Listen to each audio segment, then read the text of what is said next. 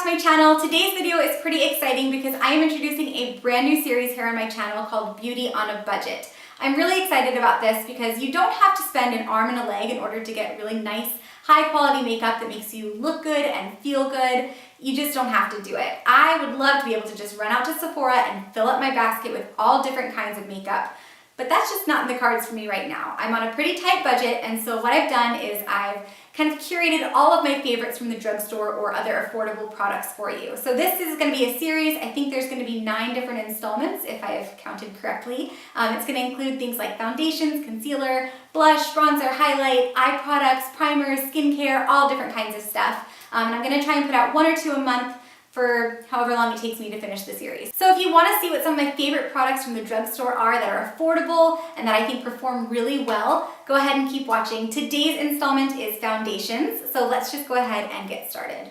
Before I get started, all of these are favorites of mine, so I hope that I don't sound too much like a broken record every time that I say, this one's my favorite from the drugstore. These are all favorites from the drugstore. That's why they're in this video. So let's go ahead and just jump in. This first one is the L'Oreal Paris Infallible Pro Glow 24-Hour Foundation. I really like this. Again, obviously, it's in this video. I have mine in the color 203, which is nude beige, and I believe this retails for about $9 at the drugstore. Probably cheapest at Walmart. I think it's a couple dollars more at places like Walgreens and Ulta and stuff like that. So I really like this foundation. It does oxidize on me just a little bit, not too much, not so much that like it throws off the shade completely, but it does oxidize just a tiny bit, so be aware of that.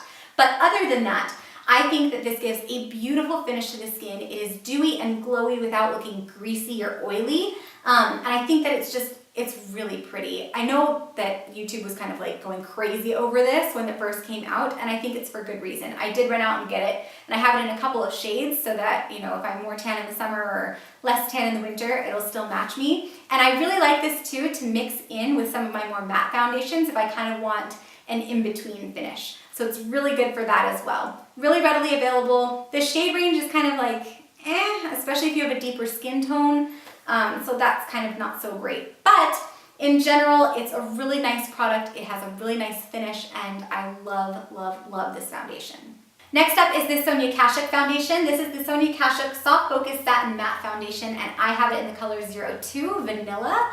But it is too light for me. I would recommend, if you're close to my skin tone, going up to the next one. I think there's only like 6 or 7 shades in this, so the shade range isn't too great, but the finish is beautiful. It's not one of those mattes that looks overly drying or cakey or anything like that. It does exactly what the bottle says. It is a soft focus satin finish, and it's really lovely. It's available at Target. It is $12.99, I believe, so it is the most expensive foundation that I'm going to be talking about today, but it's really beautiful. It blends really nicely, it sits on the skin nicely, and it lasts for a really long time. So I do highly recommend it. I just wanted to go ahead and move right into the next foundation, which is the Milani Conceal and Perfect 2-in-1 Foundation and Concealer. I did get mine in the color 03 Light Beige. The shade range on this is not great either. There's only about 6 or 7 shades, and they tend to be on a little bit of a darker side, so it's hard for me to find a color match for myself. This one is too dark for me, but what I do is I mix it with the Sonia Kashuk foundation, which, like I just said, is too light for me. And together, it's like they make this perfect love child of perfect foundation shade for Maria. So I really like them together. The finish together is really nice as well. This one on its own is a beautiful foundation. It is pretty thick and pretty full coverage. I do find that it lasts really well though. I'm wearing this combo on my face right now, and I've had it on since about 9 o'clock this morning, and it is 9 o'clock p.m., right? It is? Yes, it's 8:51 right now. So I've had this foundation on, this combo on, for the past 12 hours, and it still looks like this. I have not touched up at all, and I am a person who has a lot of redness on my skin, a lot of acne scarring, fine lines, wrinkles, all that kind of stuff. Like, you name it, I probably got it. So not a great situation, but I feel like these two work really well together to kind of make my face look a little bit better than it does when all this is not on there. So I do like this combo, and this one is really nice. I do wish that they had a little bit more of a shade range that holds true for both of these, but in general, it's a really beautiful foundation, and it sits on the skin really nicely too. The next foundation I have is also a L'Oreal foundation. This is the L'Oreal True Match Lumi Healthy Luminous Makeup Foundation, and I have it, what shade is this? I have this one in Natural Buff N3. It's a neutral shade. I do really like this foundation. I used this before I found the Pro Glow foundation. I really like the way that it kind of brightens up the complexion without being overly dewy or too wet looking. And it does a pretty good job like covering up imperfections. It's not full coverage by any means. I'd probably say it's a medium coverage. And I used to mix this with just the regular True Match foundation. I do a lot of concocting if you can't tell. I don't think I mentioned this retails for about $7 at Walmart, but it does go all the way up to like $13 or so at the drugstore, like at Walgreens or something like that. So I would check Walmart first. Also, I think I read somewhere that this might be a dupe for the Giorgio Armani Luminous Silk Foundation. I've obviously never tried that foundation because, as I've said all through this video, budget. But if it is, that's awesome because I like looking like I can wear high-end foundation, right? Yeah. You can probably tell too that I've used a lot of this. I mean, the outside of the bottle doesn't look like it's down really low or anything, but it is kind of filthy. I probably should have cleaned that before I started this video, but I didn't. But that's okay. Real life, y'all. Real life.